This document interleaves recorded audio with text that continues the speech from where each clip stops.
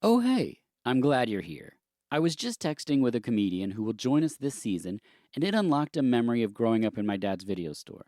So, previously, I've mentioned my early duties in the store, things like rewinding tapes for people who forgot to be kind and rewind, or the go backs, which was, pulling the tape, putting it on the shelf, taking the poker chip with the Velcro and the tape number, and putting it out in front of the movie. So, if someone returned Battle Beyond the Stars, then I'd take tag 6654 and put it out on the shelf. Well, another job was maintaining the dollar bin. So our store would receive excessive amounts of posters and promotional material. So we had a dollar bin where people could get a Marked for Death poster or League of Their Own or Encino Man, and people would often unroll them despite the Sharpie on the outside telling you exactly what it is. Then they'd see it's Field of Dreams and just leave it on the floor. So I'd go over, pick up 4 to 6 unrolled Crimson Tide posters and re-roll them and put a rubber band around it. But the job I remembered was dusting. And I dusted the whole store, right? So right next to the dollar bin in the area that was in front of the kids section, so it's kind of a dead zone right up front in the store, there was this giant, dangerous liaison standee. Yeah, the 1988 John Malkovich, Glenn Close, Michelle Pfeiffer, Keanu, and Uma period piece. This thing was huge and boxy. I don't know why they designed this to be promotional, but I had to dust it and stare into John Malkovich's powder wig wearing eyes. I wish I could travel back in time and tell myself, one day, you're going to meet him at a farmer's market. But that's a story for another day. I would have been very confused anyway. But let's talk season 16. So, VHS, season 16, I did something different again. I presented previous guests with my movie episode wish list. So, movies I've wanted to cover but have been unable to for one reason or another. Some chose from that list, others said just give me whatever, but a lot of people chose. And remember, it's my wish list, so you should know what you're in for by now. There are also a few wonderful new guests, as well as a few surprises. So, something that I hope won't surprise you is that we have a Patreon. I know I snuck that in there, right? Patreon.com/VHUS. We got bonus episodes. I write lengthy pieces on movies there that I think are entertaining and informative. There's a $3 tier that gets you everything, so $3 a month. Really helps us support the artists that we love to support. I wouldn't make this podcast any other way but to invite other creative people to be involved, so help us keep supporting them. Also, you can rep the podcast. You can wear some of our amazing episode artwork. You can get it on a mug, so in the morning you pour your coffee in there and you can look at, me or the guest from this episode just in beautiful, beautiful artwork. There's shirts. There's all kinds of things you can do. Totes.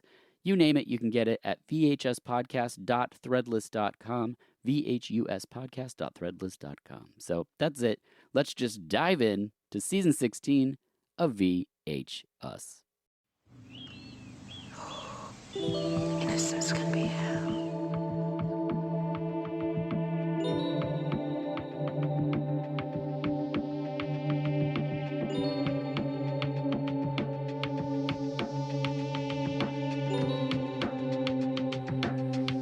Innocence can be hell.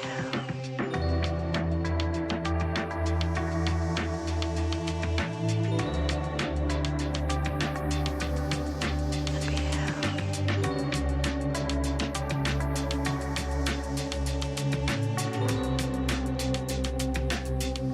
Innocence can be hell.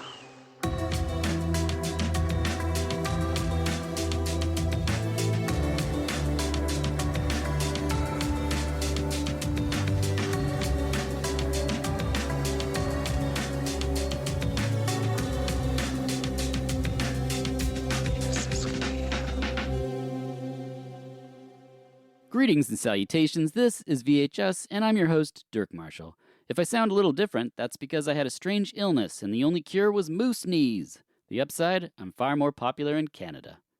We continue this season, where I allow past guests to choose films from my wish list to discuss in each episode, by not doing that at all. Actually, I chose the movie and the guest. The only guest for this podcast is an incredible interviewer, an actor, an improvisational wonderkind, co-host of the New World Pictures podcast, and most importantly, from our episodes Face of Fear and Carnival Magic, to name two, as he is the most returning guest on VHS, it's Ryan Gowland. Welcome back. Thank you for having me. I'm so happy to be back. This is awesome. And I'm happy to...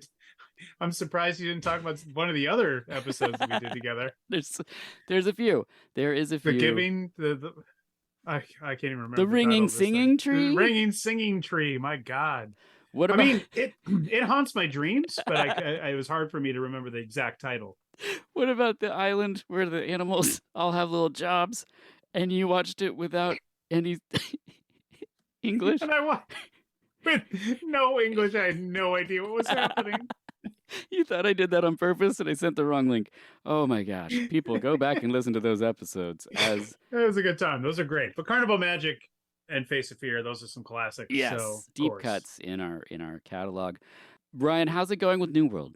On the podcast, we're finishing up another round of Marvel movies, much Yes. to my brother and co-host Mark's disgust, Mm-hmm. because he hates Marvel stuff and superhero stuff. Unlike you, who's like a Yeah. big superhero fan. Huge fan. Super fan. I'm dressed as Wolverine right now. Yep. You were like, it was weird, off mic when you were like, just call me Logan for the episode. And I was like, I don't think I will, Derek. I'm just going to call you Derek. Nope, season 16, new host, Logan. Claws out the whole time. That's his thing. He always says claws out. That's the thing that Wolverine does That's all how, the I, time. that's how I sign off. But anyway, so we're doing all the Marvel stuff, and I cannot tell you, I have to put more clips up onto our YouTube page because it is so funny to me because my brother is so angry during these episodes. I mean, I do this just to torture him that we're doing Marvel stuff. And there's literally, they own Marvel. New World Pictures owned Marvel for a time in the late 80s. So they put out lots of Marvel stuff, a lot of TV Marvel stuff, which will probably be the bulk of us doing this like in 3 more years. It'll be just us watching, here's an Incredible Hulk cartoon. But in any case, like I just do this and he legit hates it so much. It's really fun for me. It makes me laugh so much that he hates it. But anyway, we're doing that, and then we're going to go into June Vroom. We're going to talk about all these.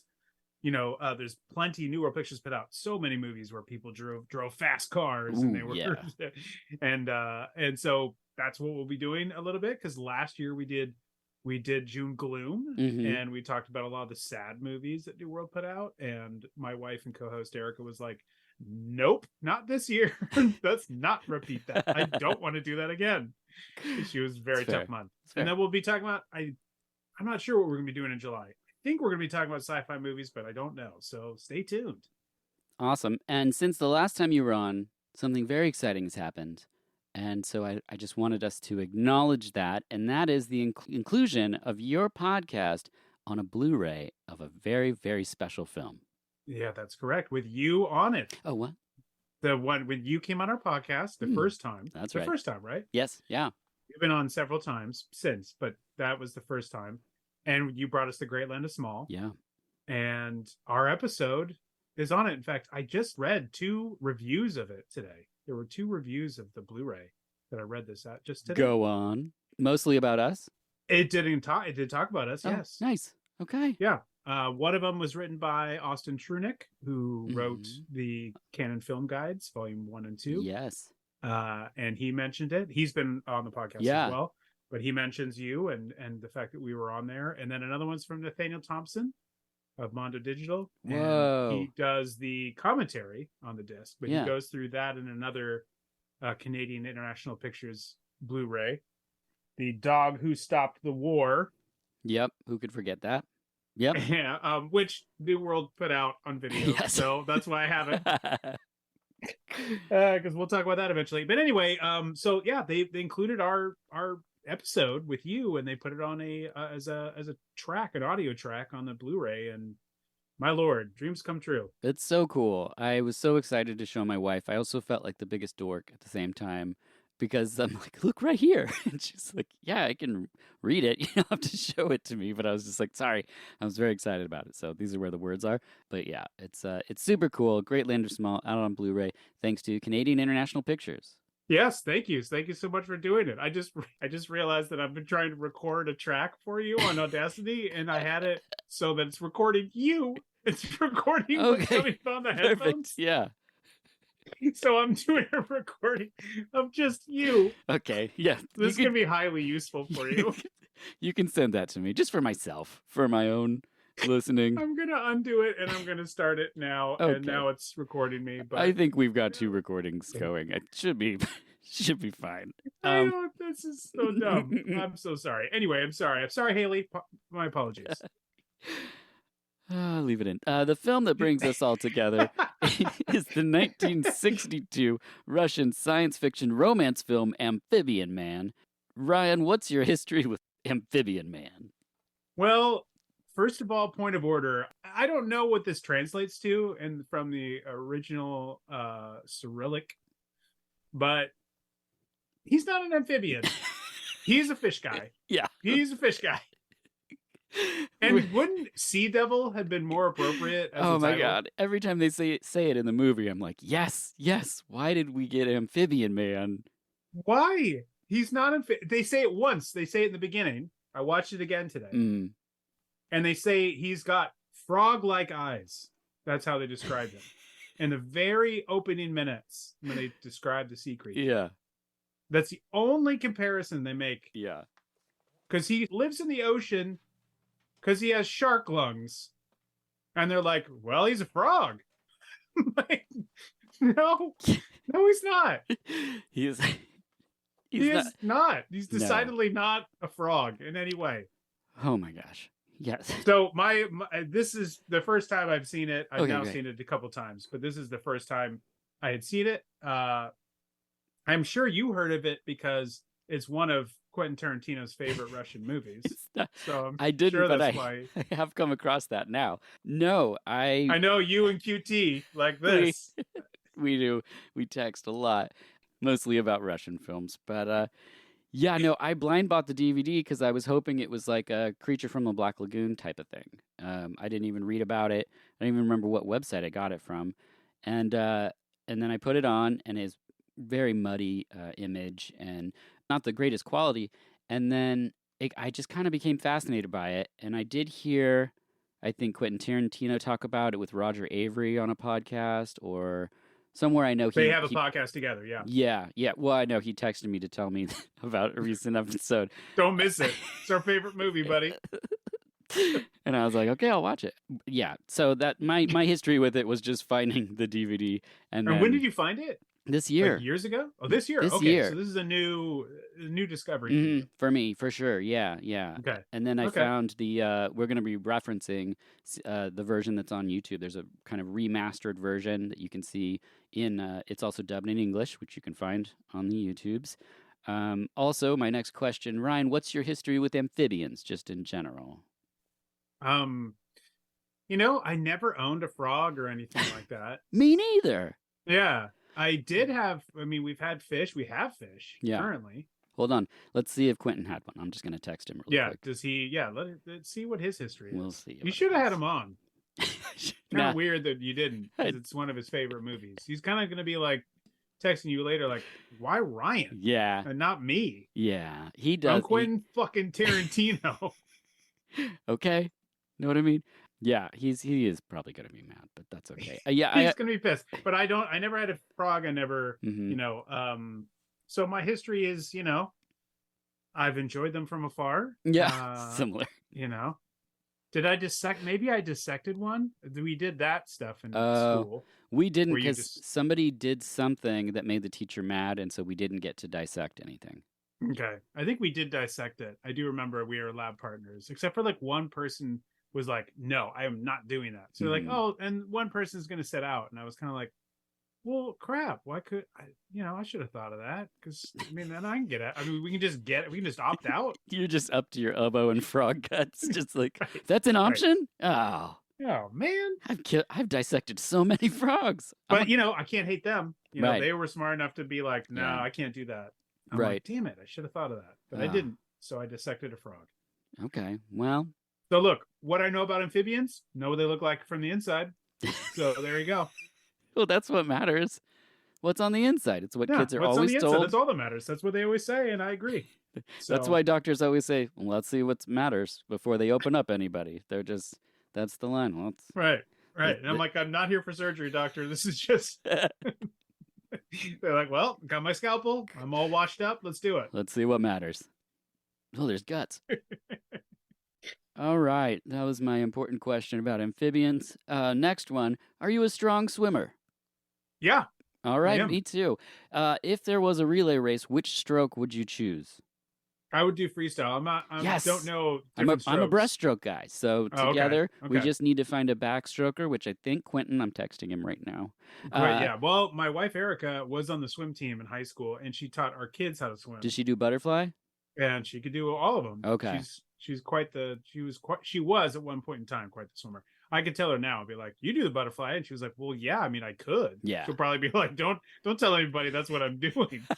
But she was quite the swimmer. So Yeah. And then our daughter now is taking swim classes. So hopefully she's gonna follow in the familial footsteps. I was within tenths of seconds of qualifying for Olympic times with the breaststroke. Look at you. Yeah. Well, I wasn't that good of a swimmer. So Yeah. I'm not as good of a swimmer as you, but I saw frogs inside. So I mean, 1 point me, 1 point you, I Yeah. guess. It's a I mean, draw. this we are tallying this for a reason, right? We are listeners. So 1 for Ryan, 1 for me. Right. Also, Correct. one of us is wearing a Speedo in that situation. The other one is dressed like Wolverine. One of us is wearing a Speedo right now. Yes. So And it's I'm not ready me. I'm claws I'm out. always ready to just dive in. I'm always ready to dive in. Okay. At the time of this recording, there is a DVD, which I have, and it's okay.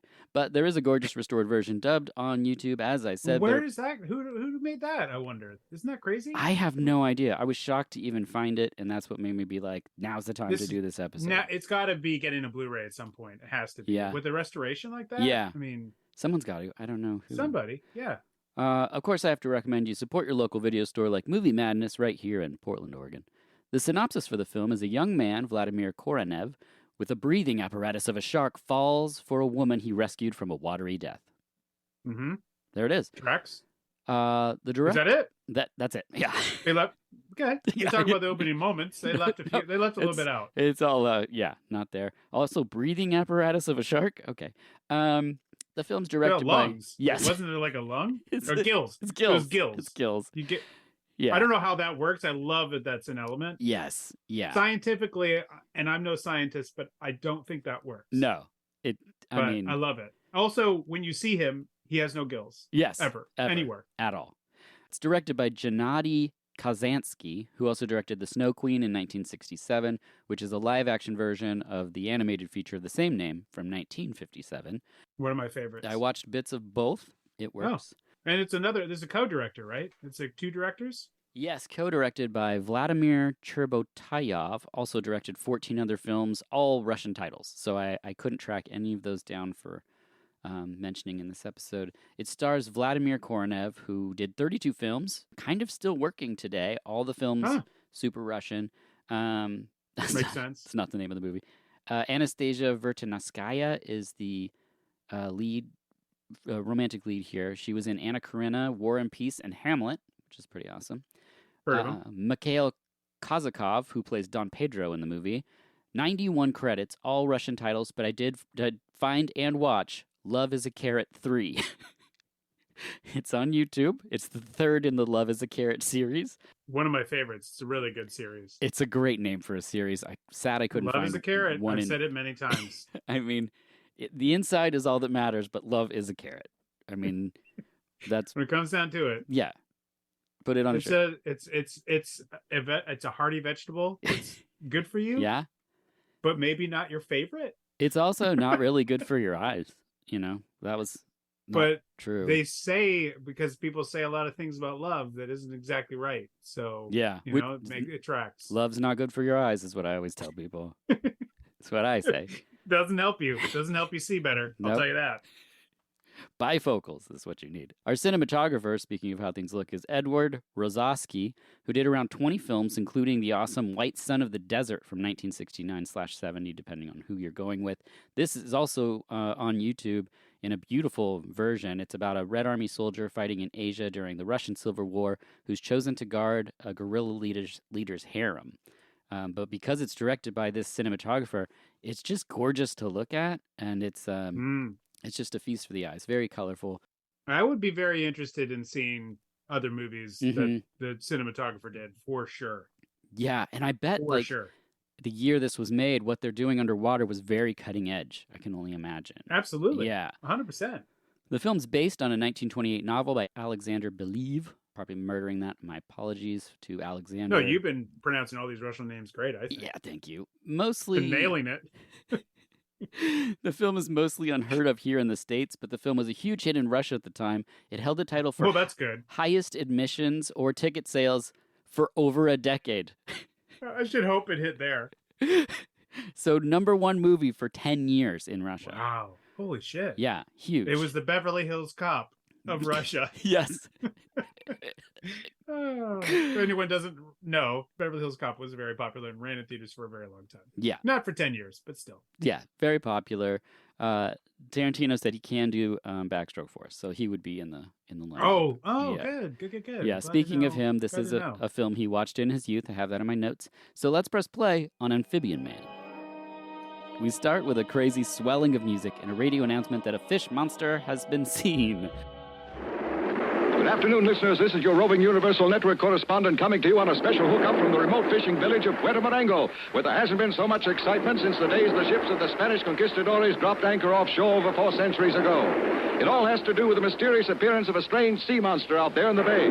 It looked like a huge, man-shaped fish covered with flashing scales and tremendous toad-like eyes. Sensational headlines in the local newspapers describe the marauding of this monster. They say, Sea Devil drags fishing boat under waves. Pearl diver swallowed alive. Huge footprints of monsters. From the get-go, I was like, I'm in on whatever's happening with this. It's pretty interesting. We see Don Pedro, our villain, who's being told there's a sea monster as he has locals diving for pearls. And this was like the first thing that I personally really enjoyed about the film because it reminds me of... Diving for pearls? Yes. It reminds me of the submarine ride in Disneyland. Oh, okay, sure. Which was one of my favorites when I was a kid. I loved swimming as a child. I loved being underwater. It seemed like magical to me. So the fact that they're swimming down and then there's big fake clam shells, they're harvest or oyster. What does a pearl come out of? Oyster? I know. Yeah, I believe so. Okay. Not a clam. Not a clam. Not a clam. Huge oyster shells.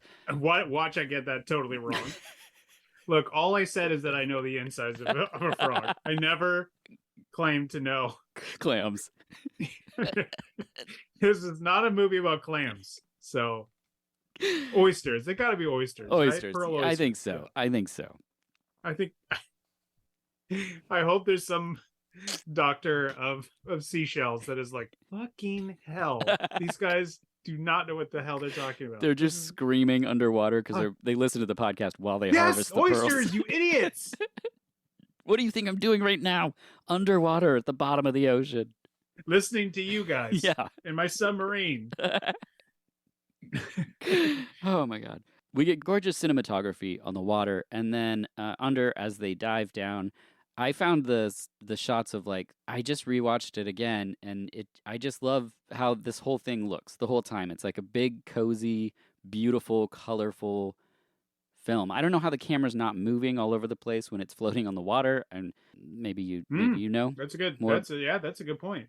That's a good point. Proper ballast is all. Oh yeah, Oh, I forget you. Russians properly know how to properly ballast a boat. Yeah, that's the true. part that I was in on was once we saw our fish monster. Oh yes, we're coming up to that. Oh, okay, sorry. Cut that out. Okay, Haley. yeah. Haley put it in now when I say next they see the fish monster. No, you can leave the whole thing in.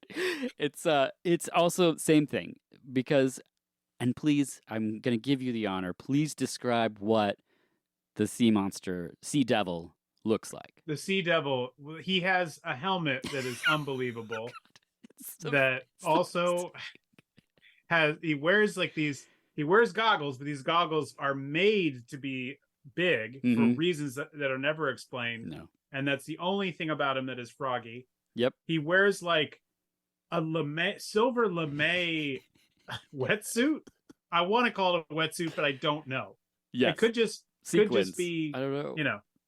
And so you're told about this monster. He also is wearing big fins. Yep. This gold lame outfit. He's got goggles. He's got this helmet with it has like kind of fish fins on the side, which are not necessary. It's got fins and teeth. Yes. And you see him swimming in the water, and you're like, "This is a dude in a costume." Yeah. So, is this like? For me, I'm like, is this a 1950s Corman movie? And this is our monster, and he's just a guy dressed up in a crazy outfit. pretending to be a monster. As it turns out, they just think he's a monster, but he's just a dude who can swim underwater because he has half of a shark fin instead of a lung.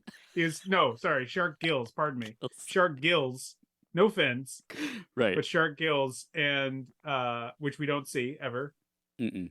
But once we saw him in that outfit, I was like, okay, yeah, all right. I mean, I'm interested. I want to see what. And you get to it very quickly. You get into really quick, very fast. And the underwater photography is really, really good. And it reminded me kind of Night of the Hunter. Yeah. Which has some like really classic shots of like Shelley Winters under the water. Some of those that are. I just saw it recently for the first time, and I was kind of like, oh, that's where that's from. That I've seen that moment. It's a very popular image. Yes, yeah. And so it reminded me a lot of that, where you're like, this is maybe like even Thunderball, ends with a lot of that. I'm trying to think of like what around that time period that even had that much underwater photography, because it looks amazing. Yeah, and part of it is probably, as you mentioned, that this version had is from whomever clearly upgraded the way this thing looks, because it looks really good, and the guy who shot this movie shot the hell out of it. So especially the underwater stuff too. So well done. Yeah, it's really good. One of the people that sees the sea devil climbs up the side of the boat, and he gets kicked back into the water by Don Pedro. Gutierrez, the love interest, sees this, and she does not like how he's treating the people that he's hiring to harvest these pearls. What's the matter with you? The devil's out there. The sea devil? The monster, I swear it. Then get back and get acquainted with him. It serves him right for causing them all to panic. Don Pedro wants to marry Gutierrez, is her name. She's Balthazar's daughter, and he tries to kiss her, but she dives in and is like, "You suck, I'm swimming home." And I was like, whoa. Okay, but suddenly a shark shows up, and I was like, I'm in for this. And some of the cuts of this is so interesting, how they are shooting like a shark, a clearly fake shark. There's like a blood in the water at one section, and then she somehow sinks to the bottom of the sea. I just love this kind of stuff. And it starts a whole sort of like magical realism kind of thing to it, because this movie does not have like working regular day-to-day logic in it. Yes. Yeah, no. And, sometimes you watch an older movie, and a lot of older movies kind of have that thing. Like the romance of this movie, as you'll get into, isn't realistic. Right. It doesn't have like footholds. They don't have a scene where they particularly fall in love where you're like, now I get it. No. It doesn't really have that stuff. It's kind of works in this sort of like fantasy, magical realism area. I mean, they start off the movie going, there's a fish monster. Yeah. So, I mean, you know what you're getting when you walk into this. Yeah. And Sea Devil sees the shark situation. He kills the shark. She sinks to the bottom of the sea. He brings her up and puts her in the boat with just his hands, which is, it's so funny. And then she's dropped a ribbon, so he finds it at the bottom of the sea, kind of showing like, oh, he is in love with her. And then he just antagonizes jellyfish for a little while. Yeah. Just pokes at him. He's just turning them upside down and stuff. I was like, what? Okay, well, I guess that's what you do when you fall in love. What a monster. Yes, seriously. Gutierrez doesn't love Don Pedro, but she will marry him Saturday, is what's told. And the Sea Devil visits her on the boat next, and he's just chilling on the anchor, and he's like, hi, how are you? And it's like silver helmet, and she's like, Sea Devil! And I died laughing. It's such an incredible image to see him just sitting on the anchor, and then he's just like, whoop, and he just dives off and swims back in the ocean.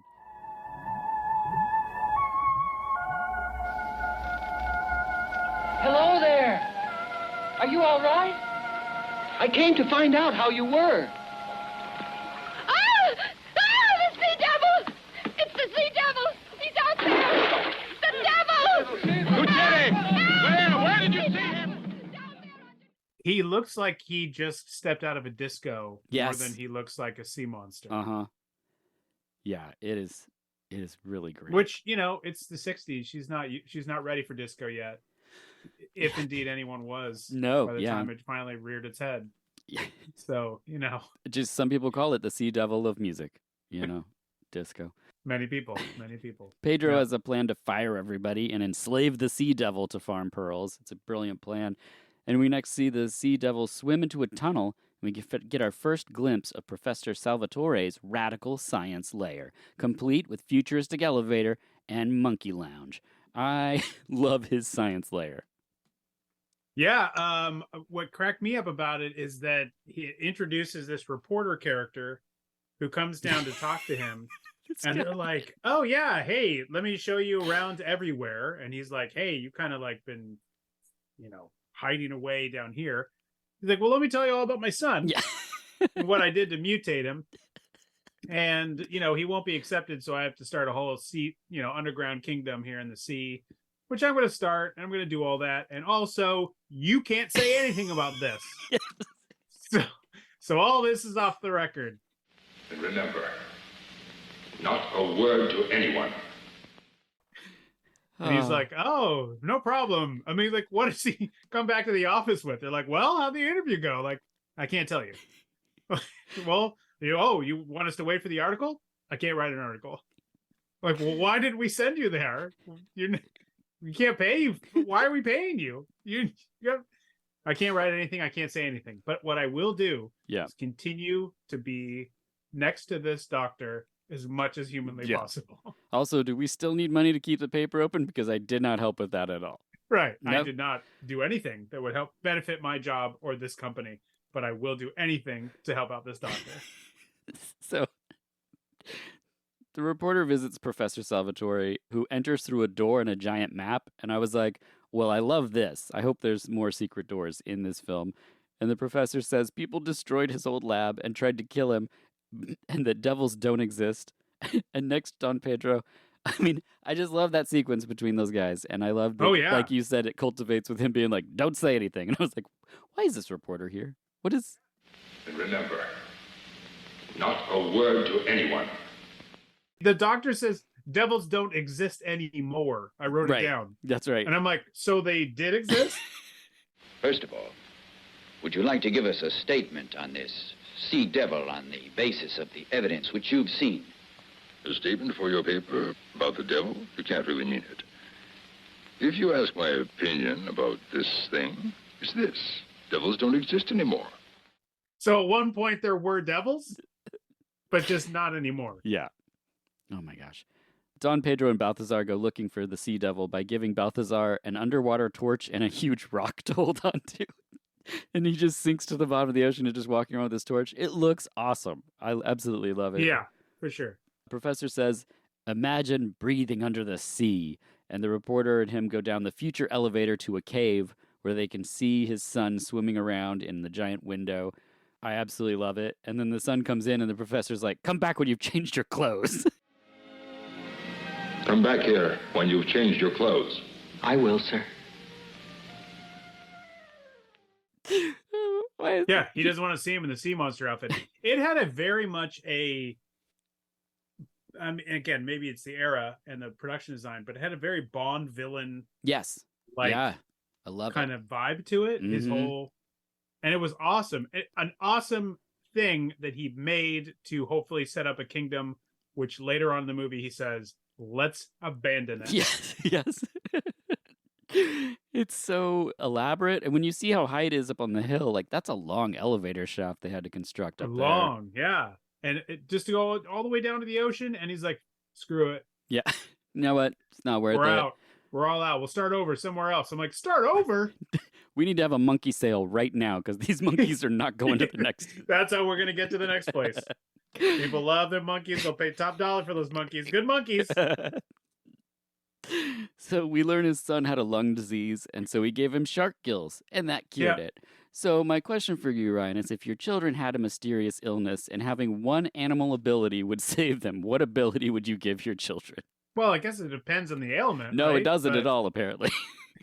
Because I don't know how lungs and gills work together. But right. I don't. Well, I guess he was like, well, I can't breathe totally up here, but he'll breathe partly down there and here. But he's also up here. I don't know. What would I add? Wings, probably? Oh, which child are you giving wings to? I'll each give them one wing. Yes. Okay. They're just going in circles. If they want to get anywhere, they're gonna have to get along. You're gonna have to get along. If you want to fly somewhere, you're gonna need each other. Yeah. So you're gonna have to get along. Force them to get along. It's pretty good. I like that. Yeah. There you go. I was going to give Otherwise, yeah, you'll be flying around in a circle and you'll be falling down to the ground pretty soon. So I was just going to splice in bear into my child, but Mm, mostly just okay. so that they would hibernate for a large portion of the year. that's a good call. You save so much money on Christmas, just Oh, alone. yes. Because you'd be like, it's July again, Right. Your daughter Uh, wakes up. Also, you've missed half the school year. Yes, So yeah, that's true. It will affect the learning. An answer I thought was very funny. My wife, not so much. Turns out, telling your wife that you want your child to sleep halfway through the year, kind what of if you bummed. slept for like months on end? It's like, no, that would be terrible. She's our child. Yeah. Like, oh, all right. I mean, Thought you would be more into that. Yeah. Okay. Next, the professor tells the reporter, "Don't say a word," And remember, not a word to anyone. and then leaves. So we see the skyline of Unbelievable. a bustling city.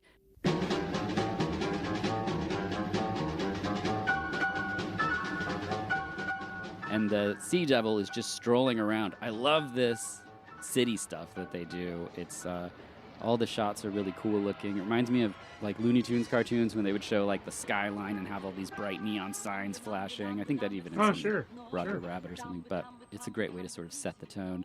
Where did they shoot this? Do you know? No. I'm not sure where they shot it, but it's beautiful. There we go. Complimented it. Yeah, That it fills felt the air. like more. Have you been to Russia? No. Okay, so I've been to St. Petersburg. Is all I've ever been to. We get good frogs there. Excellent. Yeah. Excellent frogs. They stew them So plump. into their vodka. No, it didn't have like, it was very flat and it had a lot of canals, so I could see the boat stuff. But it didn't have like lots of hills and the cobblestone. It felt very European. Yes. That's which makes sense, of course. But it didn't feel like Russia to me. That said, I've been to one city, so all your Russian Yeah. listeners will be like, "You fucking idiot! You think you're an expert? I Just had go like back to your frog dissecting frogs." I had like Spain Italian vibes in this little Yes, town they were exactly, in. exactly. Yeah. So that's, but that's again, why.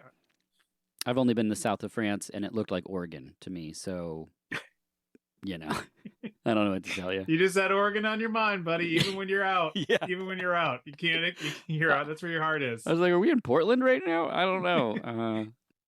Where I was like, absolutely not. Why would we spend thousands of dollars to go right back to where We flew always 16 lived? hours. Yeah, no. We just flew in a circle for 16 hours and ended up back in Portland. Sea Devil sees a lady, but it's not the lady he's looking for. And the next day, he explores the city some more. He sees another woman. It's not her, but we see a man serenading the streets, just playing a song.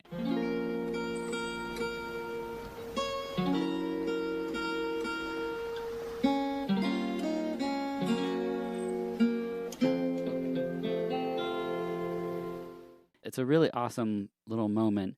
And then on the docks, we see a coffee lady. There's a cow in a net and a boy with a whistle. And I was like, I'm into this town. It is weird. This is a It's weird got town. lots of stuff in it. Lots of fun stuff. Cool fountain. Just Yep. go get in there and take a swim. Oh, man, you were right in my notes because the next thing that happens is he gets into a fountain. Yeah, He finds I one. know. He's drying out, is what we're learning. So he gets in there. He's swimming around. Everyone's loving it. He pushes a guy in the fountain and gives away all the man's fish. It's a great little sequence. And next, he finds Gutierre and the reporter talking. She's going to give the reporter her diamond necklace to pawn to keep the newspaper open. I don't know why. I don't know how this works. Well, he's not writing a story. Right. He's not working. Maybe if you wrote something. We can't sell these papers because no one's writing Right. anything. No one's writing anything. So we have nothing to sell. So we're not making any money. Can I get a necklace from you? We're missing something, though, in that fountain where his dad gave him, apparently, I have to assume it's his dad, gave him a huge amount of money to walk into town with. Yeah. And he just has it in his jacket. He ends up giving it to the guy. He's throwing all his fish Mm-hmm. and throwing them to everybody because he doesn't understand how Money how works.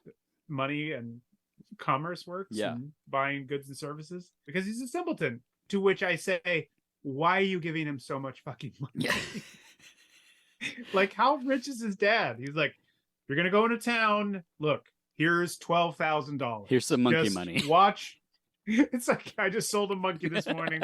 Here's $12,000. Like, it's so much. Why did you give him so much money? Yeah, and the guy says, Crazy. he must be one of those eccentric rich people, and then he takes off pushing his... the crazy millionaires. He must be one of those crazy millionaires. Well, yeah, he's the son of one, for sure. Yeah. Because he was just given a ton of money to walk into town. Yes. When your kid walks into town, you're like, here's $20. Like, just be careful. You know? You don't go like, here's thousands and thousands of dollars. Have fun. Yeah, that's what he does, and he spends it all on one fishmonger. It's pretty ludicrous. What'd you buy? Fish for lots of other people, but not me. You know those things I'm surrounded by all the time in the ocean? I was just giving someone else's away on land. Right. They went you could have crazy gone to the for ocean it. and grabbed a ball for people and thrown them at them, and just like, here, take them.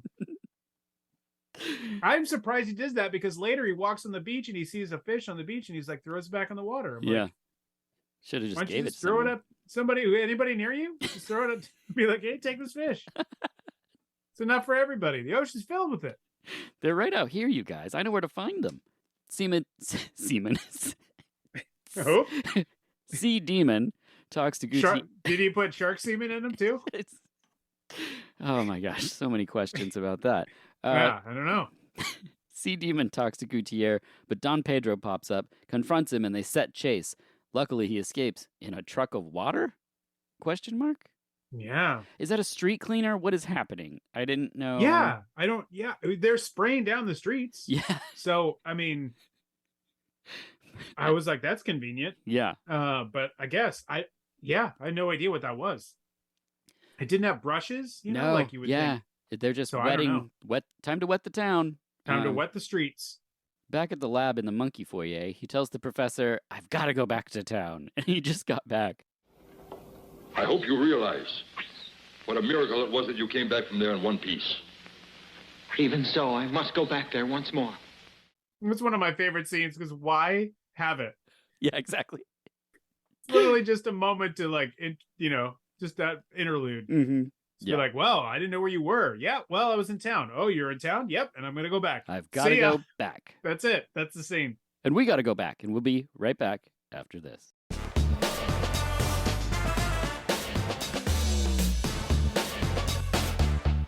RoboCop. Did I catch you in time? Are you still there? Remember when Paul McCrane gets all melty from toxic waste and then splats on a car? Imagine that movie without that scene. Would it still be good? Okay, bad example, RoboCop rules, but his death adds flavor. And you know what else adds flavor? Marshall's Hot Sauce. You can wake up any boring meal with habanero carrot curry or serrano ginger lemongrass, just to name a few. These delicious and flavorful sauces will have you grinning bigger than Tarman in Return of the Living Dead.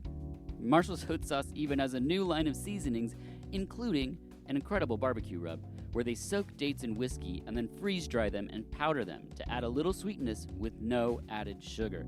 There's also chicken marinade and even a volcano sparkle that'll make your body melt, just like in the movie Body Melt. The best part is you can enter VHUS Podcast at checkout for 20% off. So liven up those meals and your taste buds at marshallshotsauce.com and enter VHS Podcast for 20% off. And now, back to the show.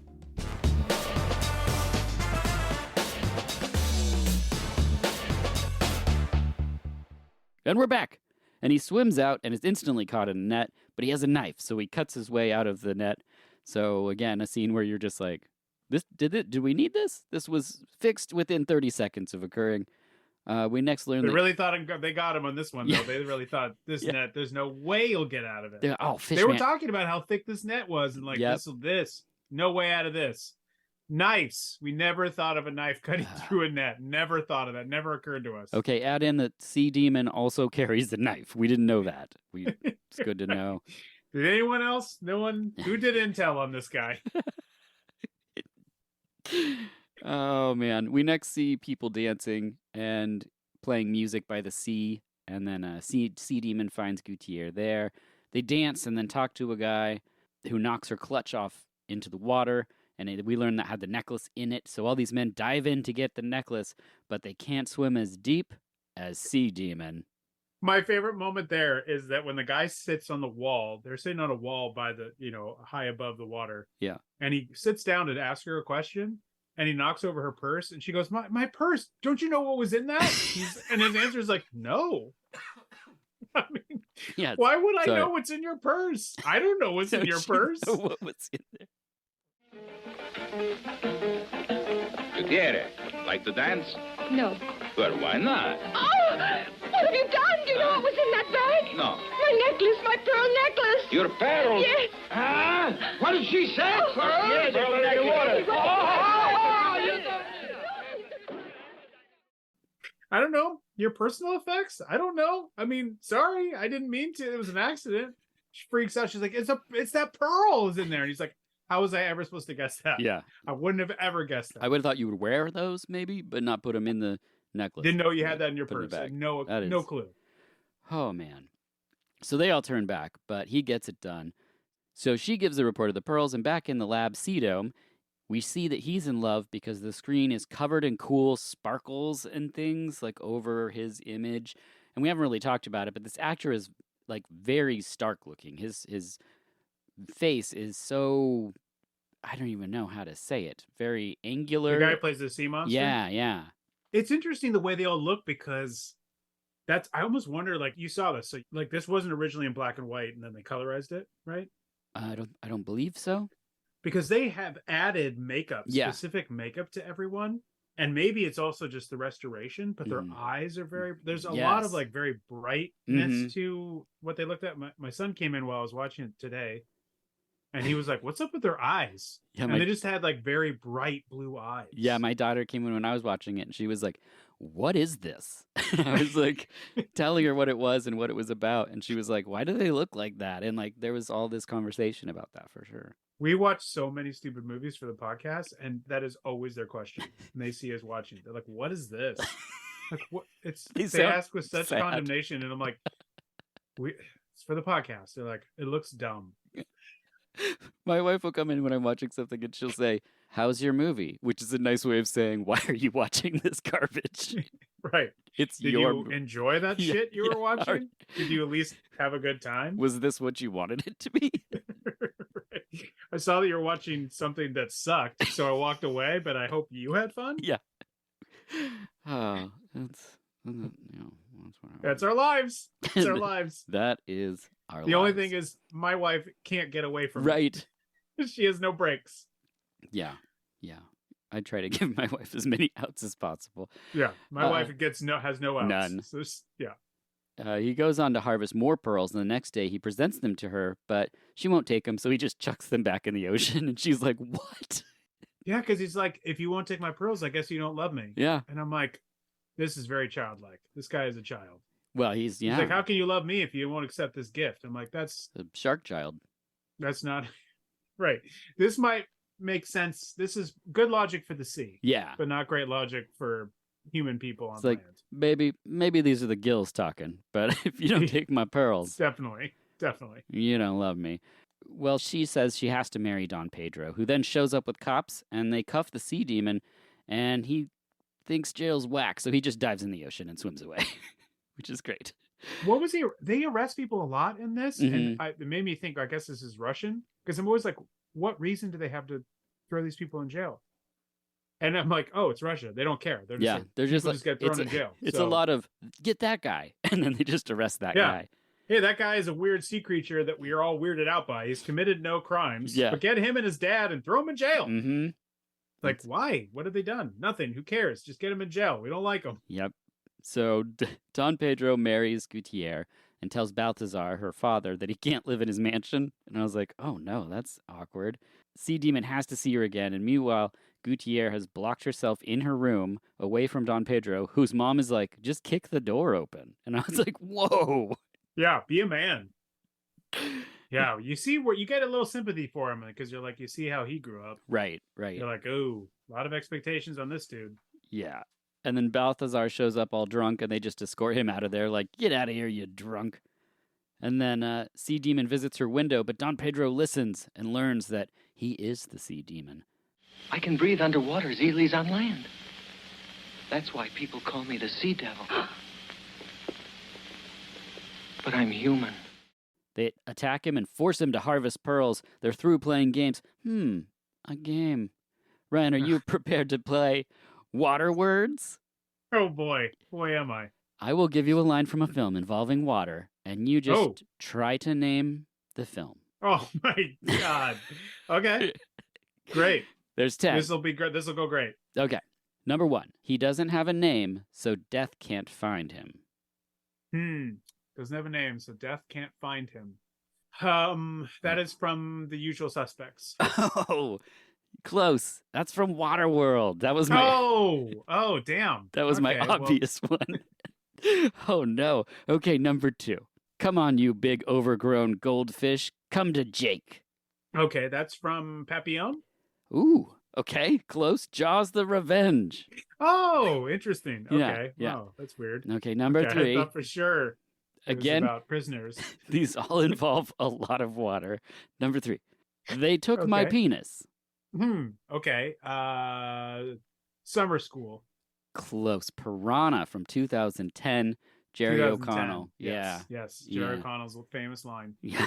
It's 4. So I appreciate that. That's a fun one. I like that one, by the way. Me too. I that's a saw it in fun the one. theater. I also have Piranha 3 Double D, which is also Not as Not- good. not as good, but it Yeah. has moments. Yeah, saw it in the theater too. Same. Number 4.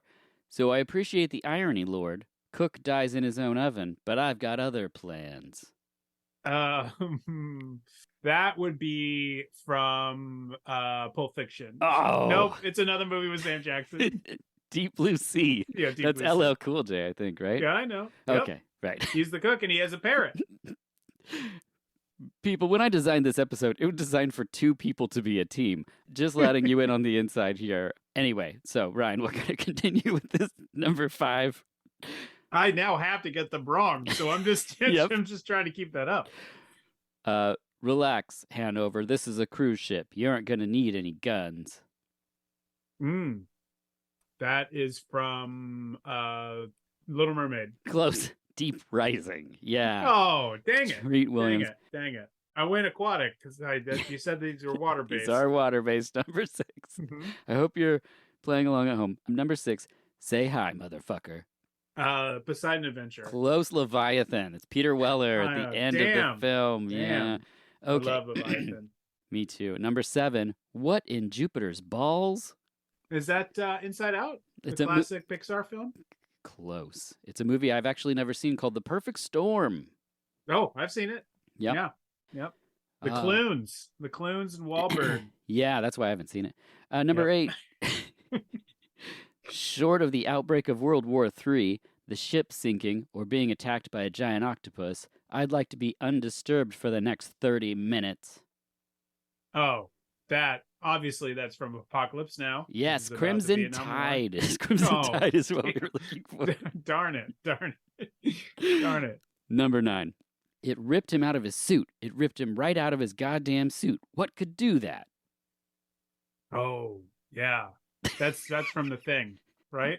Underwater, yes, is close. Underwater, which is great. Which is a great The Thing riff. I love that one. Yep. That's good. That's a good Number one. 10, the final one, unfortunately. Your sister will have 7 children. You will see the first 2. That is from The Parent Trap. Close. It's a Lady in the classic. Water. Another movie Ah, I dang. never watched. Lady in the Water. Oh, I saw that one. It's Yeah. been a long time. I've seen it once. Okay. Obviously, that's why my recall on that one wasn't good. Yeah. Yes. The rest. Excellent work. Excellent work. Just stumped. It got stumped. Well, you win. You win anyway. So Well, okay, congratulations good. on a perfect score. Back in the film, we see Perfect Storm. Perfect Storm. Damn it! It was right there. So close. Damn it. Back in the film, we see a badass future submarine. I love this submarine. Oh, yeah. Yeah. When it glides through the water, it looks like it can't actually have anybody in it because Yes. it's a model. Yeah. I'm pretty certain that was a model. But then floating they're through like the water. It standing just on kinda top of it later shoved on. it, and it just kind of was like, Yes. You probably, by the time the camera cut away or they cut away on the film, that's when it floated back up to the top. Yeah. Back in the lab, Professor says he and his son must move again, but the police arrive, so Gotta get out of that place. Sea Devil flees through the cave, but he's apprehended by 2 deep-sea divers. And at this point, he calls upon 2 dolphins for like 1 second, but the dolphin don't do anything. I love it. I was They- like, if these dolphins get in the mix here, this is going to be my favorite watch of the year. Yeah, he thinks he's Aquaman there, and they're just like, I'm not getting involved. Also, these two guys have like those old school, obviously, Mhm. 1960s, those underwater suits that have a little tube that goes up to the boat. How could he not get away from them? Yeah, He I don't know. absolutely 100%. And then they take him and they throw him in a tank of poop water Yes. and make him live in there. That's what they're like, here's a bunch of sewer water, live in that. Yeah. So they're all in jail, and we learn that the professor saved the warden's son, because that's literally the first sentence that the warden says to the professor. I wonder if you remember me, Doctor. No, I don't. Well, I'll always remember you because 7 years ago you saved my son's life. Ah, yes, I did. How's he getting on? We don't learn how. That the warden is one of my favorites because in the dubbed, and I do love dub stuff, and there's times where this dub, I will say for people that want to watch this, and you should, there are moments where it actually really looks good. There's moments where you're like, well, that doesn't work. Yeah.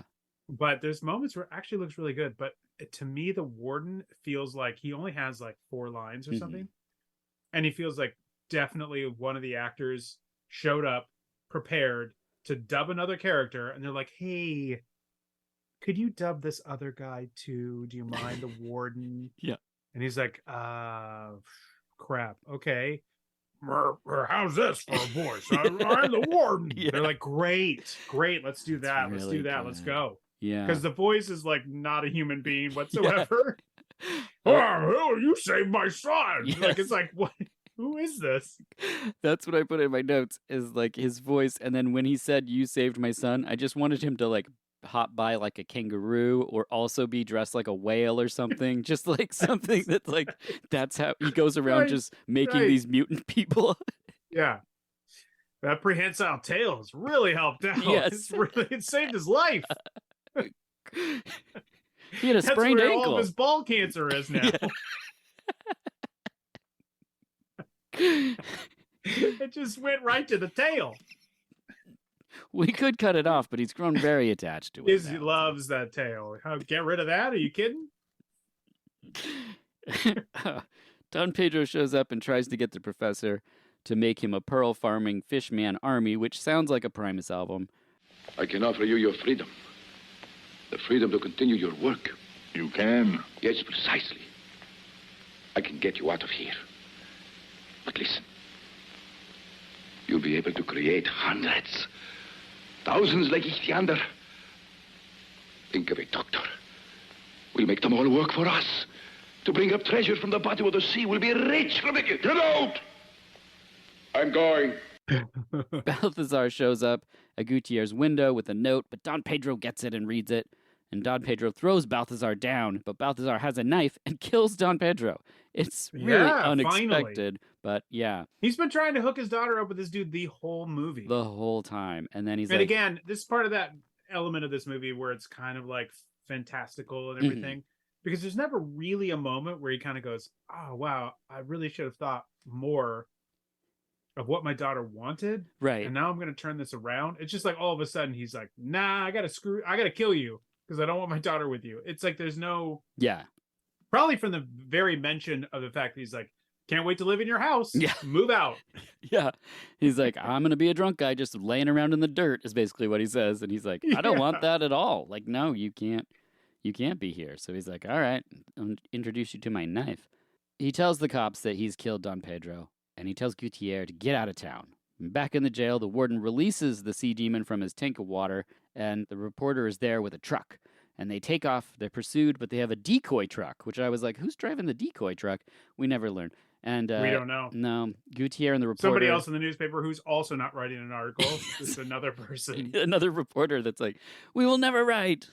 He's like, can you drive this car for me tonight? He's like, well, I got a big story. Do you really? Nope, I don't. I'm kidding. Let's go. I can do it. I can do whatever. Should we take these 2 matching giant trucks this town has no reason to own? Yes, let's take those. I've been writing JKL semicolon JKL semicolon for the past 4 hours. I'm ready to do anything.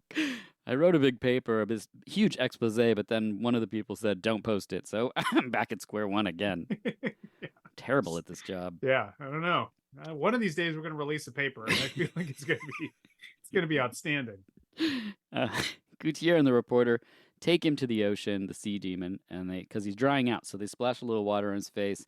And then it just cuts to him and Gutierrez swimming underwater, and it rules. And that's the end of the Amphibian And Man. she has a LeMay suit. Yes, and she's matching suits. I'm like, does she now have shark gills? I don't even know, and I don't care. Yeah, like she walks in and she's just like faking a cough, and the scientist is like, "Oh, excellent! I have extra gills right here." Oh, are you having trouble breathing? Wonderful. He's just holding my wet, dreams flappy coming true. gills.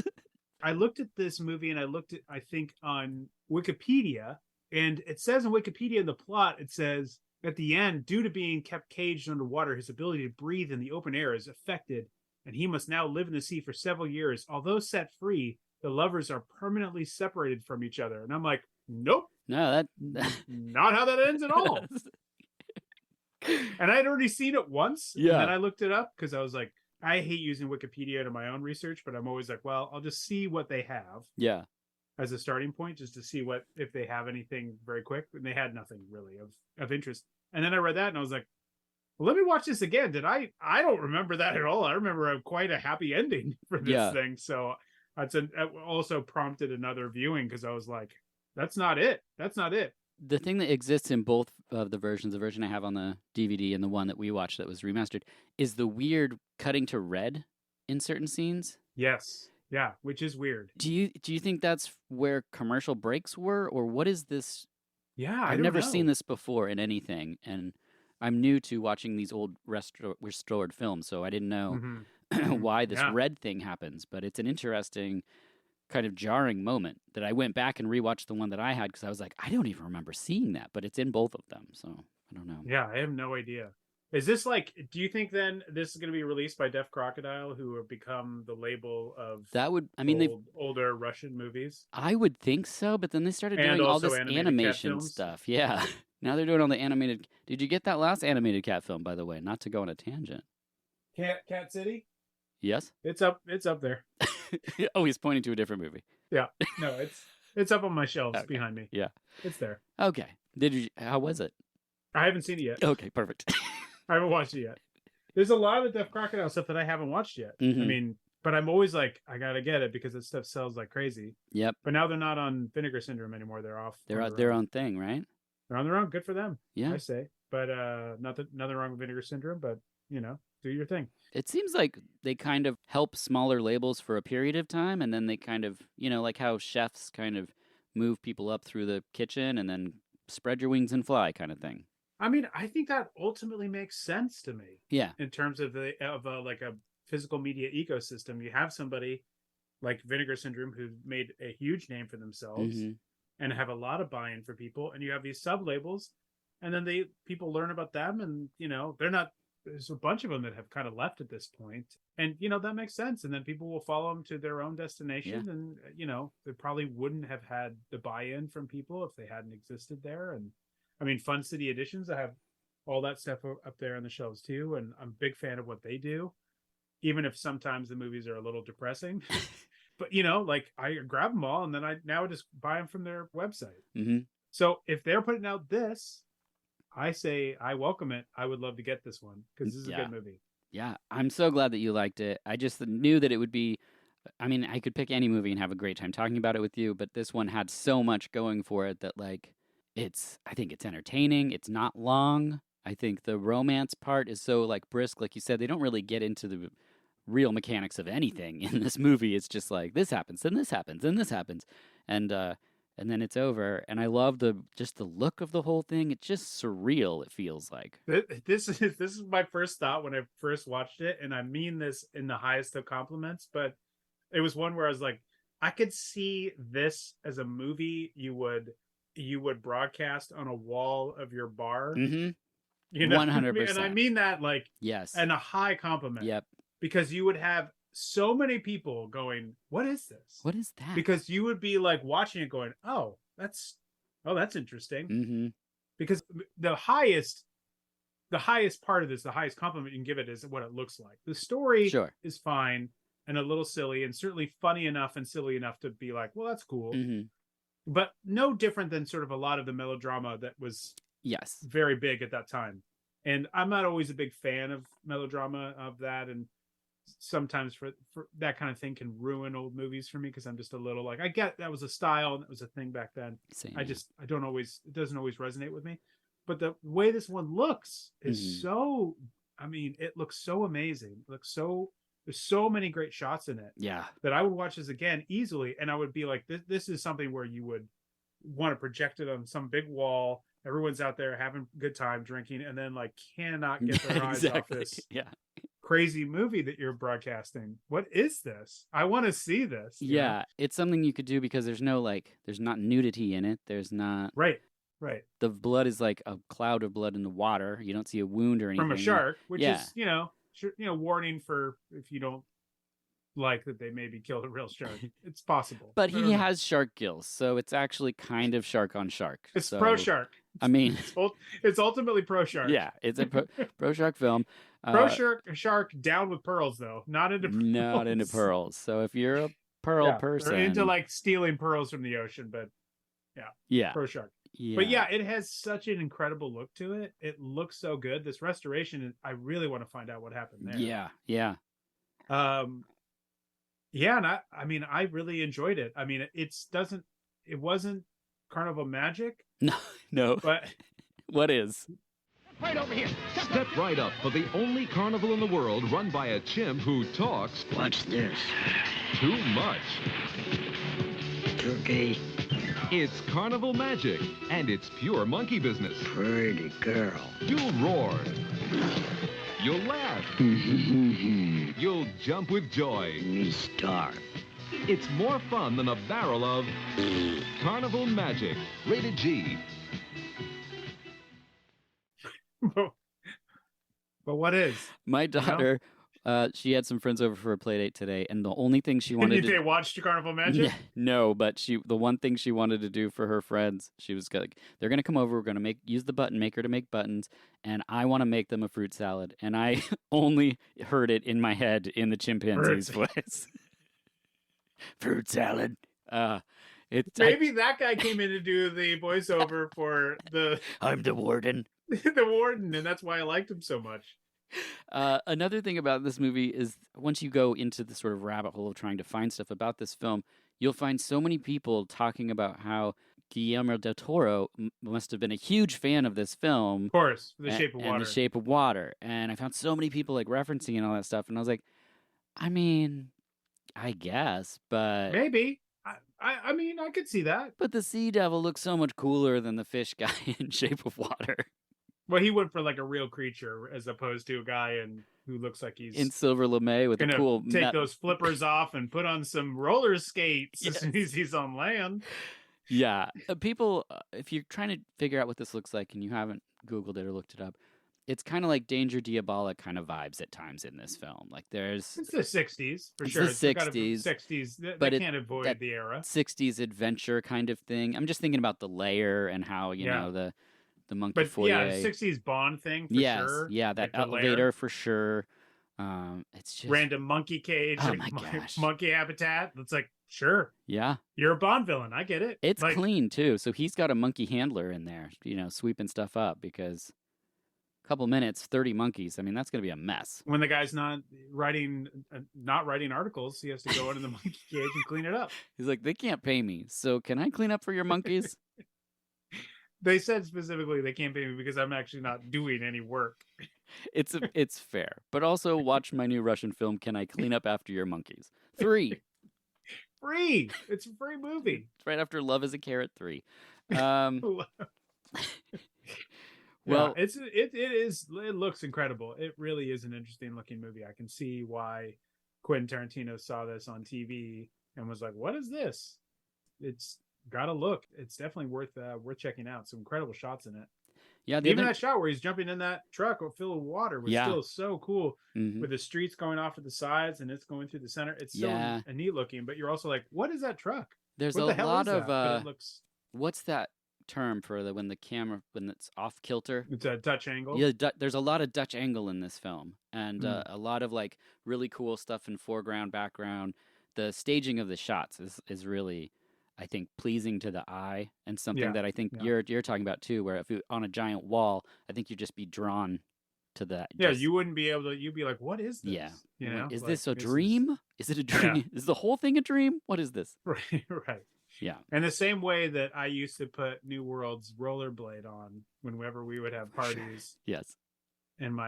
Back in my college days, and I put that on, and people would be like, What are we watching?" And I was like, "You can't take your eyes off it, can you?" It is a weird one. This is not rollerblade though. This is a lot more beautiful than that, and much more interesting, at least in terms of like the fantastical nature of the story and the Fishman. And maybe that's what they're sort of thinking in terms of Guillermo del Toro. Yeah. Wind back to that point. But yeah, I don't know. Maybe. Yeah. It's just interesting how many people I kept reading the same thing over and over. I was like, I get it. It's a fish person movie, but like Creature from the Black Lagoon, yeah, for sure. But yeah, which I think is probably more where he takes the whole, But it is a story about a woman falling in love with a guy who is a sea creature, but he doesn't look anything like a sea creature. You know, he looks like a dude. He's like a handsome young guy. He's a little too forward. He doesn't know the ways of the land. It's true. He does touch a lot of ladies' shoulders. Comes on very strong. Yeah. In that shop. It's like, dude, calm down.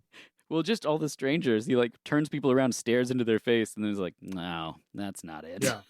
He's one of those guys who will come right up to your face, get right into your personal space, and be like, "Hello, who are you?" I don't know you. I'm not talking to you, buddy. I'm out. Do you want all these fish I have? I have a lot of fish. I got tons of fish. There's tons in the ocean. I'm like, yes, I know where they come from. I have to go now. Are you wearing silver? What is happening here? Excellent. Any other final thoughts on Amphibian Man? He's not an amphibian. Not. So first and final, actually, those thoughts. First and final, but sandwiched together. I want to bookend it with he's not an amphibian. Correct. Ryan, always a pleasure. Where can people find you? You can find out all our information at our website, newworldpicturespodcast.com. That's where you can find our episodes, articles, and our t-shirts. That's where you can find all that. And our socials. You can find all that stuff there. There it is. Easy. Perfect. Well, Ryan, thanks again for returning. I appreciate it. Thank you for having me back, Dirk. It's always a pleasure to talk about movies with you. I always can't wait to see what you have selected for. I mean, you were saying at the top that you were having people look at your list. I didn't look at your list, but I told you specifically. Yeah. Just hit me with whatever you need. What people are too. I was like, hit me with it, because so far I haven't picked anything, and I've been delighted by everything. So I'm like, you tell me, sir. There was 11 people, and none of them chose this movie. So, so it fell to me. Perfect. You know what? I'm happy. I got to see Amphibian Man. I watched it a couple times. I enjoyed it. I'll watch it again. It's enjoyable. You should see it. It's on YouTube. You have no excuses, and it's short. It's short. Yeah. It's like 120 something minutes. Yeah. Go watch You've watched worse. Trust me. You've watched way worse. You've watched worse. That's our new podcast. That's your new slogan. Put that on a t-shirt. See if that sells. Yes. So I wrote here, listeners will be excited when the three of us reunite at some point, but I don't think that's going to happen. I think it's going to be the two of us, but I still hope you'll come back on for something that we're planning in the future. Would love to. Okay, Obviously, I'd love to come back. Excellent. As always, I'm Dirk Marshall, and this has been VHS. Claws out. And remember, not a word to anyone.